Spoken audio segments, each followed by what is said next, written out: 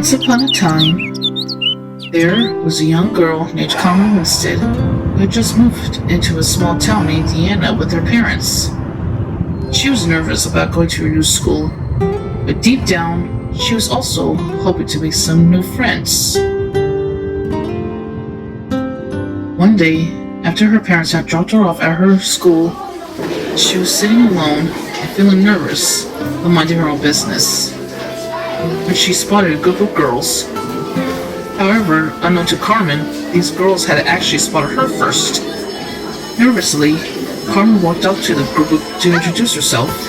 The group of girls then introduced themselves to Carmen, and the girls told Carmen that she should hang out with them every day.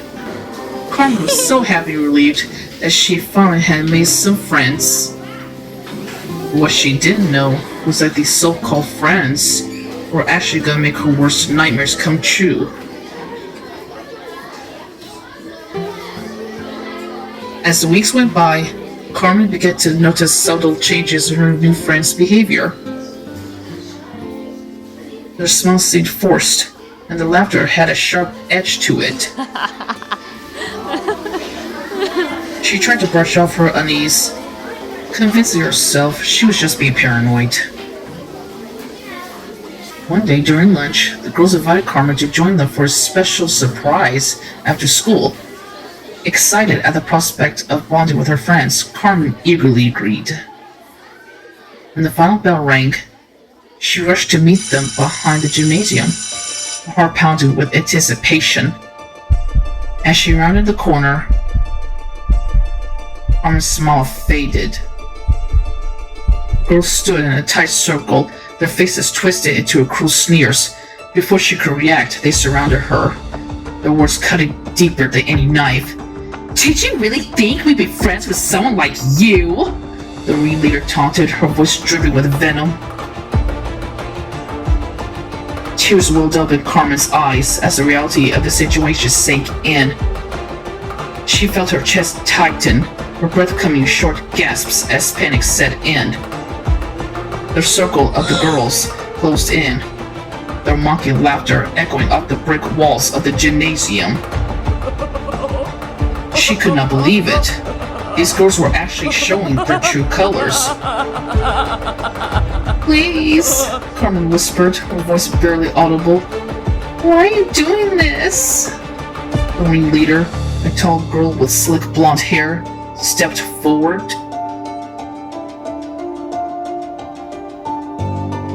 "Because it's fun," she hissed, her eyes gleaming with malice. "And because you're so pathetically easy to fool."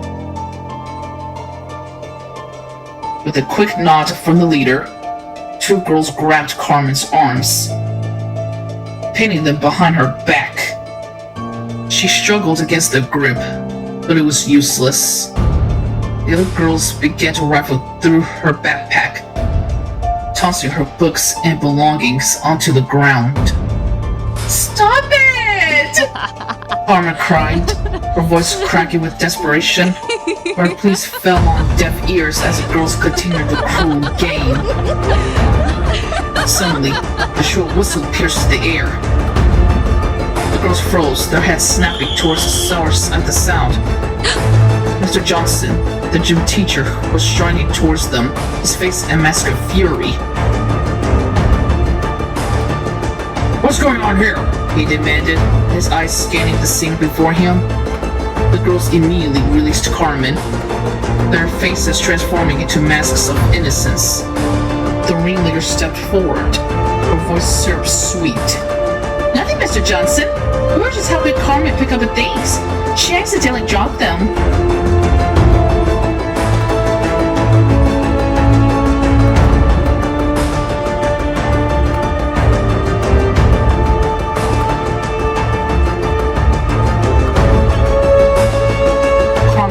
Her mouth to protest, but the warning glares from the other girls silenced her. Mr. Johnson looked skeptical. His gaze shifted between Carmen's tear-stained face and the scattered belongings on the ground. "Is that true, Carmen?" Mr. Johnson asked, his voice softening as he addressed the trembling girl.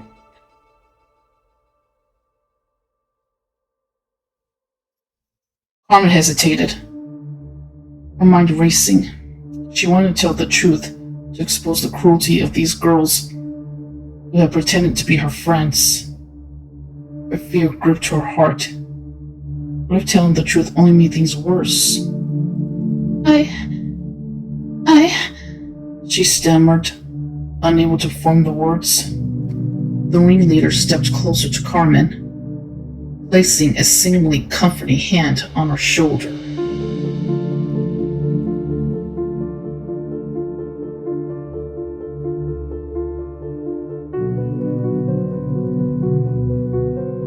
It's okay, Carmen. You can tell Mr. Johnson what happened. The touch sent a chill down Carmen's spine. She could feel the silent threat behind the girl's words. Swallowing hard, Carmen forced a weak smile.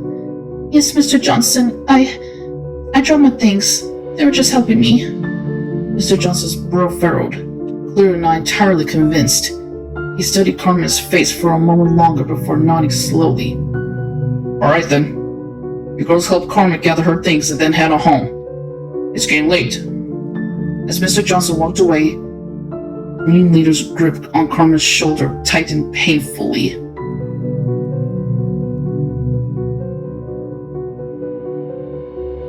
Smart girl, she whispered, her breath hot against Carmen's ear.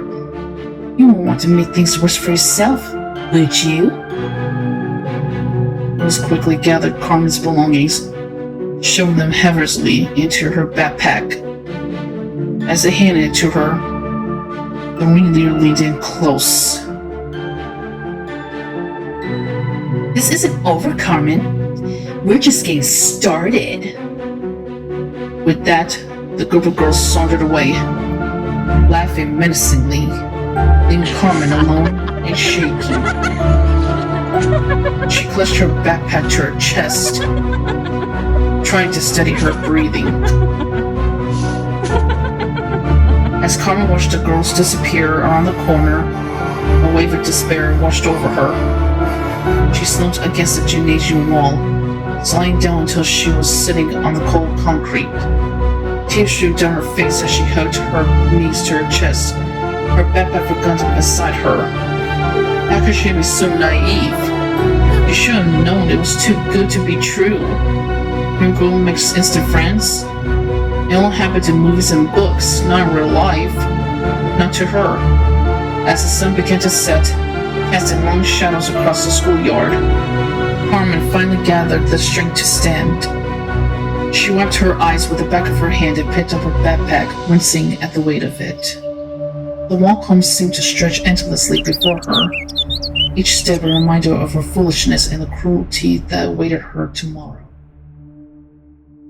That night, Carmen lay awake in her bed, staring at the shadows dancing on her ceiling. Her mind raced with thoughts of what tomorrow might bring. Will the girls escalate their torment? Will they spread rumors about her? The possibilities seemed endless and terrifying. As she tossed and turned, Carmen's phone buzzed on her nightstand. With trembling hands, she reached for it, dreading what she might find. It was a text from an unknown number.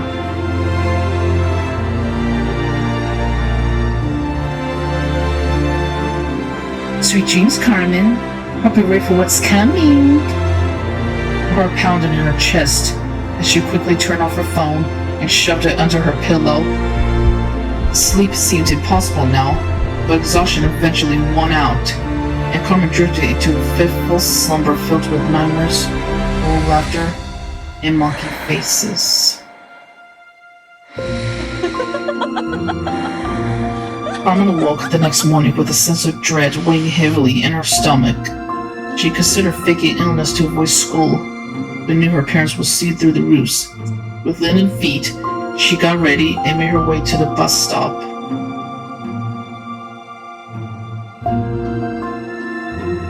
As she approached, she saw the group of girls huddled together, whispering and giggling. They fell silent as Carmen neared, their eyes following her every move. Carmen kept her head down, desperately wishing she could disappear. School day dragged on. Each class a torturous exercise in hypervigilance. Carmen flinched at every snicker, every pointed glance. During lunch, she hid in a bathroom stall, unable to face the cafeteria crowd. As the final bell rang, Carmen rushed to her locker, determined to grab her things and flee before the girls could corner her again.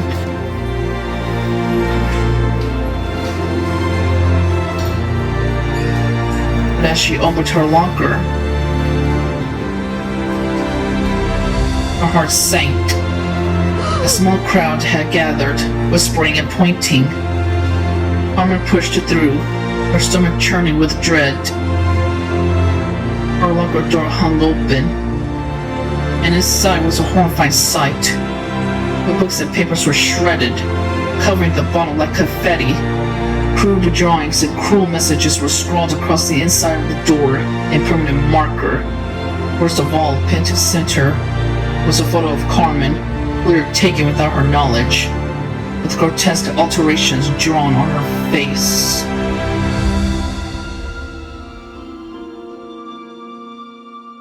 Carmen stood frozen, unable to process the destruction before her.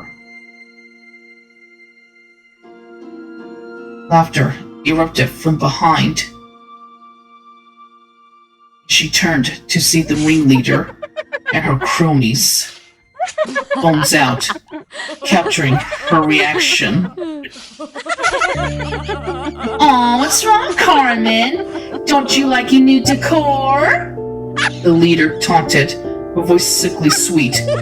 Carmen felt her face burning with humiliation as a crowd of students grew, their laughter and cheers echoing in the hallway. She wanted to run and hide, but her feet felt rooted to the spot.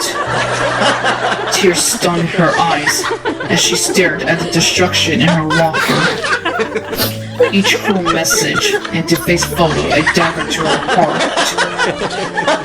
Suddenly, a firm hand gripped her shoulder. Carmen flinched, expecting more torment. But when she looked up, she saw Miss Rodriguez, the school counselor, standing beside her. The woman's kind eyes were filled with concern as she surveyed the scene. "Everyone, clear out now!" Miss Rodriguez commanded, her voice leaving no room for argument. "It was still here in 10 seconds, we'll be facing detention!"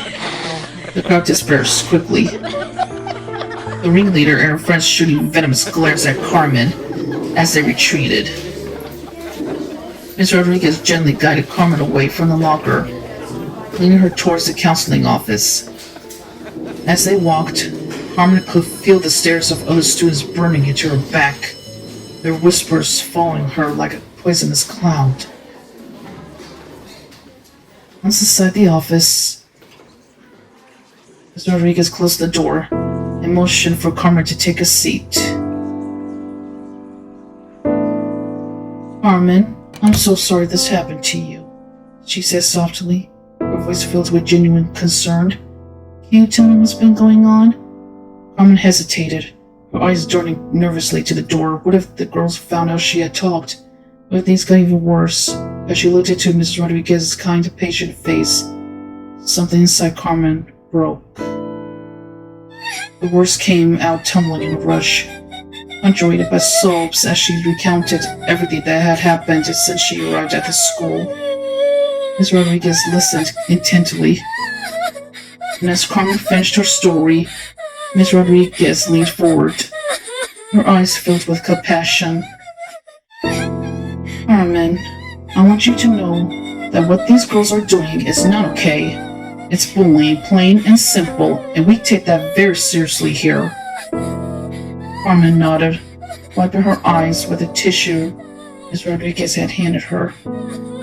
"What can I do?" she asked, her voice barely above a whisper. "It'll just make things worse if I tell on them." Ms. Rodriguez shook her head firmly. "No, Carmen. By speaking up, you're taking the first step to stop this. I promise you, we will address this immediately and make sure you're safe. Over the next hour, Ms. Rodriguez worked with Carmen to document everything that had happened. She took photos of Carmen's locker and had Carmen write down the names of the girls involved. By the time they finished, Carmen felt a glimmer of hope for the first time in weeks. I'm going to speak with Principal Hawkins right away, Ms. Rodriguez said, standing up. We'll be calling your parents and the parents of the other girls involved. This kind of behavior won't be tolerated. As Carmen left the office, she felt a mix of relief and anxiety. She was glad something was finally being done, but she couldn't shake the fear of retaliation. Walking down the now empty hallway, she approached her locker, dreading the mess she'd have to clean up.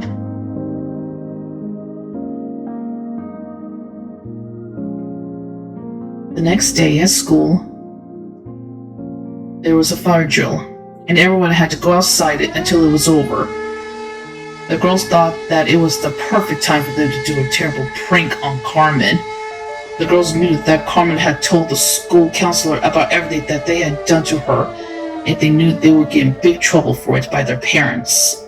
When the group of girls found Carmen, she was near the school sewer system, and before Carmen could react, the girls pushed her into the sewer. The girls laughed hysterically, and the ringleader said very proudly, "Hope you have a nice fall, freak," and left as if nothing had happened.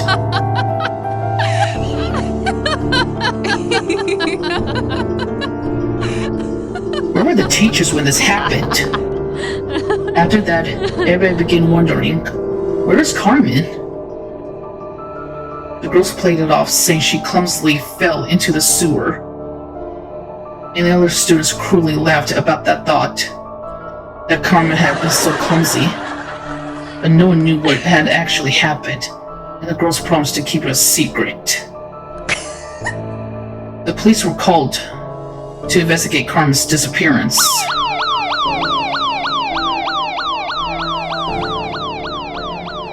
And as they searched the area around the school,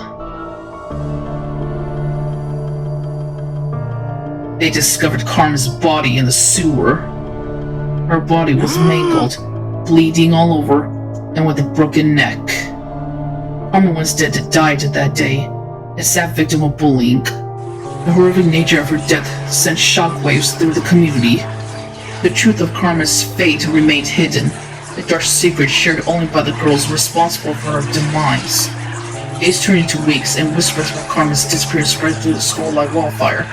Some speculate she had run away and somehow had fallen into the sewer, unable to cope with the bullying. Others wondered if she had transferred to another school without telling anyone. One day at school, there was a chain letter saying they pushed her. Then there were mysterious emails and texts sent throughout the school, all with the same message. They pushed her. The girls responsible for Carmen's death panicked, afraid that someone knew what they had done to Carmen and were threatening them. As time passed, the girls who had pushed Carmen began to feel the weight of their actions. Nightmares plagued their sleep, filled with visions of Carmen's terrified face as she fell into the darkness. They jumped at every shadow, convinced that Carmen's spirit was watching them, waiting for revenge. One by one, strange occurrences began to haunt the girls. Lockers slammed shut without warning. Personal items went missing, only to reappear in odd places, and eerie whispers echoed through empty hallways. Each girl tried to convince herself it was just her imagination, but deep down they knew better. The guilt and fear began to eat away at them, causing them to withdraw from their friends and family. One night, the ringleader of the group woke up in a cold sweat, her heart racing. She could have sworn she heard Carmen's voice whisper in her ear, "You can't hide from what you've done."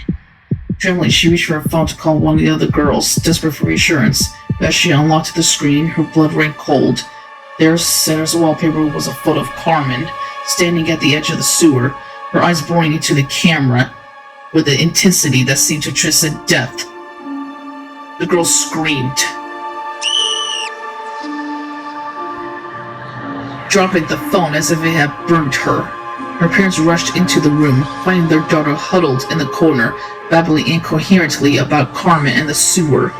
The ringleader's parents were deeply concerned by their daughter's state. They tried to calm her, but she remained inconsolable, muttering about Carmen and the sewer. She would also hear soft whispers and laughing coming from drains and in sinks and bathtubs, but she would not tell her parents what she had been hearing. Worried for her mental health, they decided to take her to a therapist the next day. Meanwhile, the other girls involved in Carmen's death were experiencing their own torments. One girl woke up to find her entire bedroom covered in post-it notes, each bearing the same message: "You pushed her." Another found her school backpack filled with sewer water and debris, no matter how many times she cleaned it out. As the hauntings intensified, the girls' behavior became increasingly erratic. They jumped at every sound, avoided dark corners, and refused to go near any drains or sewers. Their classmates noticed a change, whispering about how the once confident bullies now seemed like scared, broken shells of their former selves. The girls would hear laughter coming from the drains of sinks, showers, and toilets non-stop. No matter where they went, the haunting torments kept continuing, frightening them and filling their hearts with dread.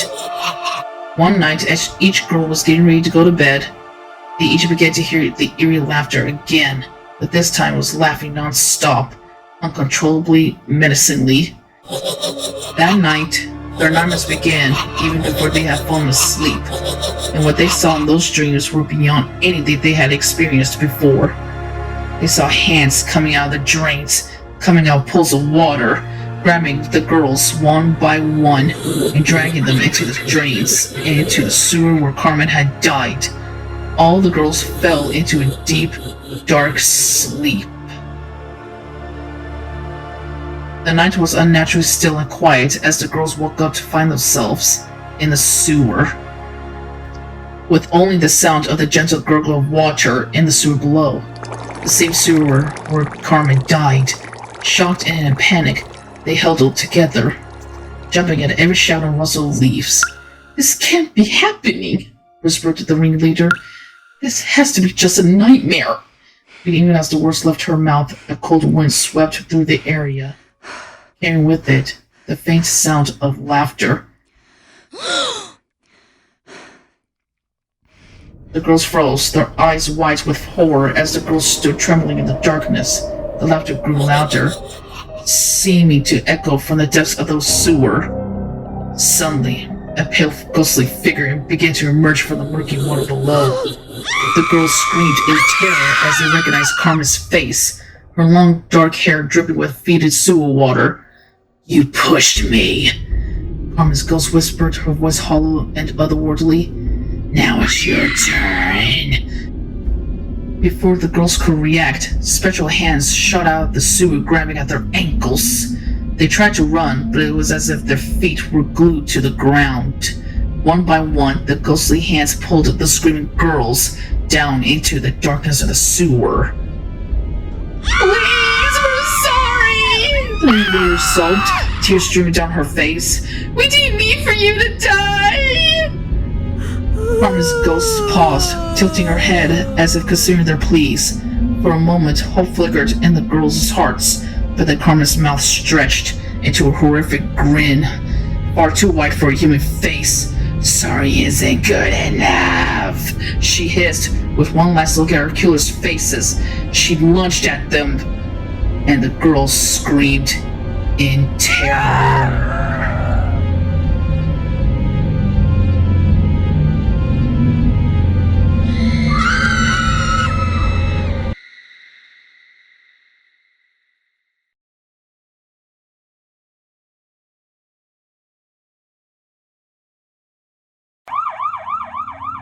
The next morning, police were called to the scene when 5 sets of parents reported their daughters missing. As officers searched the area, they found no trace of the girls, save for 5 cell phones scattered around the edge of the sewer grate.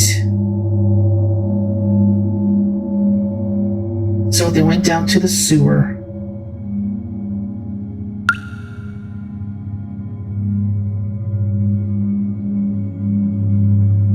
And the officers found a horrifying discovery.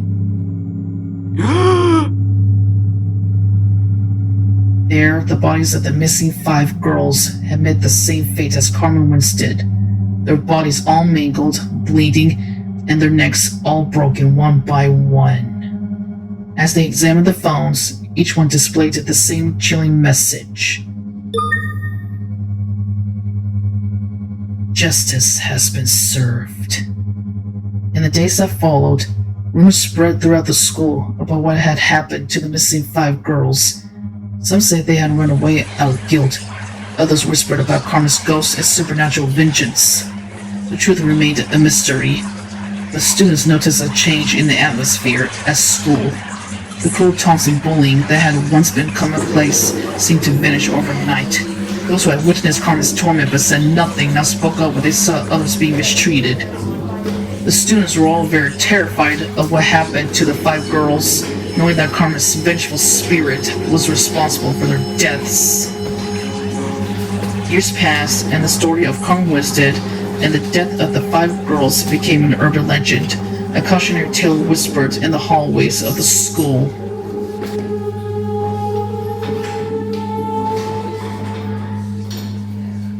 But on quiet nights, some swore they could hear faint laughter echoing from the sewers and especially drains, a chilling reminder of the tragedy that had unfolded. At times, students will receive a chain letter text on their phones and emails about Carmen Winstead and her story. The students did not waste any time in sending the message to everyone they could about her story, fearing that Carmen's spirit would comfort them if they did not believe her story and sent the chain letter. As time went on, the school worked hard to address the cultural bullying that had led to such a horrific event. Anti-bullying programs were implemented, and students were encouraged to speak up when they witnessed cruelty. The memory of Carmen and the 5 girls who disappeared served as a constant reminder of the consequences of bullying and unchecked aggression and the importance of kindness. As for Carmen, her spirit still haunts the sewers, and the chain letter of the Carmen Winstead story is still passed around. And anyone who does not believe Carmen's story and does not send the chain letter to others will suffer the same fate as the evil girls in the urban legend, and Carmen will come for you and take you away into the sewers where you will meet the same fate as the bullies who met theirs in the sewer where Carmen was laid to rest.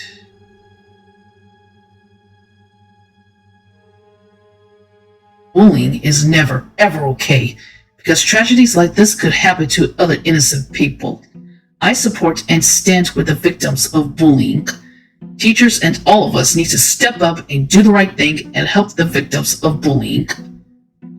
Do you feel sorry for these girls and the other students? Do you think they got what they deserved for what they did to poor Carmen? Some people think they all got what they deserved. All Carmen wanted was to have friends, to fit in, and to enjoy life. But she was not allowed to have that. If I were you, I would treat others with kindness and respect. And look at your messages. Because if you see the Carmen Winstead chain letter, you better resend it.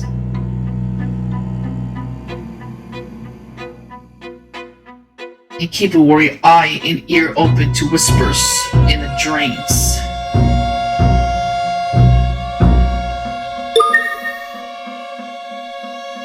Because you too may wake up in the sewer to find yourself the next victim of